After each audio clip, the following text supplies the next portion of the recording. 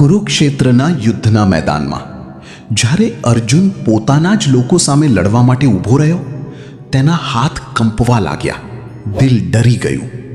ત્યારે કૃષ્ણાએ કહ્યું, તું જે શરીર જોઈ રહ્યો છે એ નાશવાન છે, પણ આત્મા ક્યારેય મરતો નથી.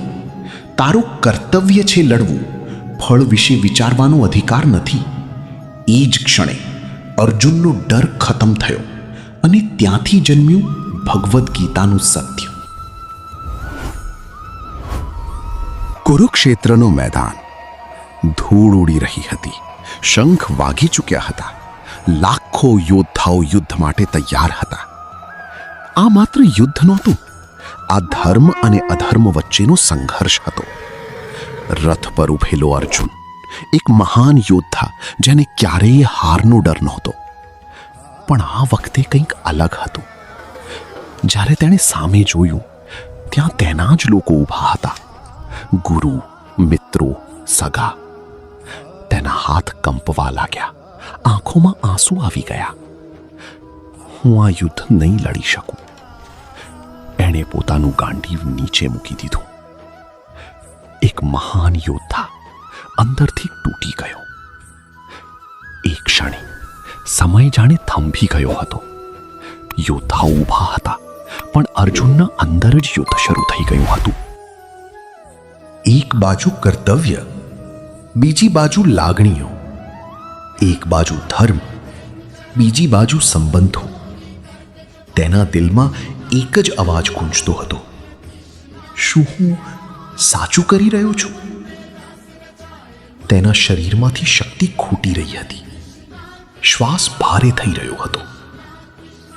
બહાર યુદ્ધ શરૂ થવાનું હતું, પણ અંદરનો યુદ્ધ પહેલેથી જ શરૂ થઈ ગયો હતો.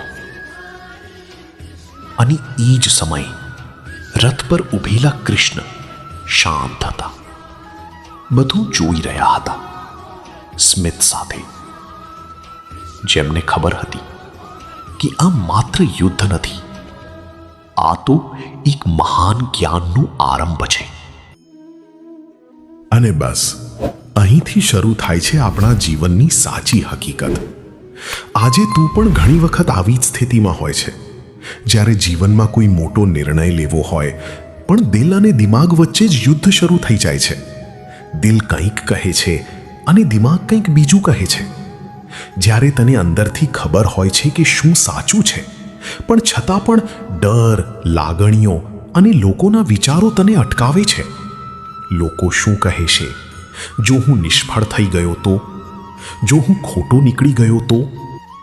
આ બધા પ્રશ્નો તને અંદરથી તોડી નાખે છે. અને આ જ બધું અર્જુન સાથે પણ થયું હતું. તેના મનમાં અફસોસ, ડર અને ગૂંચવણ ભરાઈ ગઈ હતી. અને આજકાલ લાખો લોકોની હાલત પણ આવી જ છે. બહારથી મજબૂત દેખાય છે, પણ અંદરથી સંપૂર્ણ રીતે ગૂંચવાયેલા હોય છે. સાચું શું છે એ ખબર હોવા છતાં એક પગલું આગળ લઈ શકતા નથી. અને એ જ છે જીવનનું સૌથી મોટું યુદ્ધ.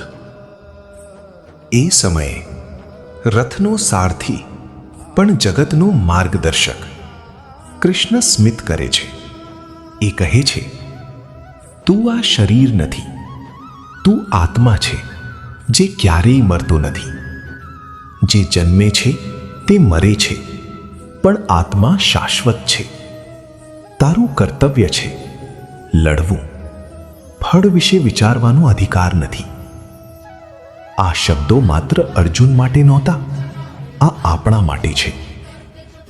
ધીમે ધીમે અર્જુનનો ડર ખતમ થવા લાગે છે. તેની આંખોમાં ક્લેરિટી આવે છે, દિલમાં હિંમત જન્મે છે. અને પછી એ જ અર્જુન જે તૂટી ગયો હતો, ફરી ઊભો થાય છે. આ વખતે ડર વગર, પણ ધર્મ માટે, કર્તવ્ય માટે. અને ત્યાંથી જન્મી છે ભગવદ્ ગીતાનું અમર જ્ઞાન.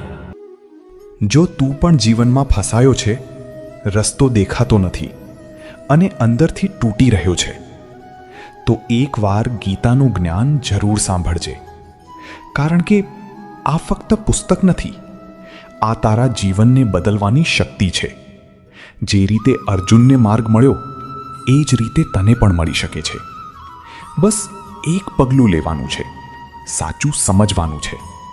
અને યાદ રાખજે, જ્યારે પણ તું ભટકી જાય ત્યાં કૃષ્ણનો અવાજ તને રસ્તો બતાવશે. જો આ વાત દિલ સુધી પહોંચી હોય તો વિડીયો લાઈક કરજે અને શેર કરજે કોઈ એવા વ્યક્તિ સાથે જે આજે અંદરથી લડી રહ્યો છે. અને આવું જ સત્ય જાણવા માટે ચેનલ સબસ્ક્રાઇબ કરવાનું ભૂલતા નહીં.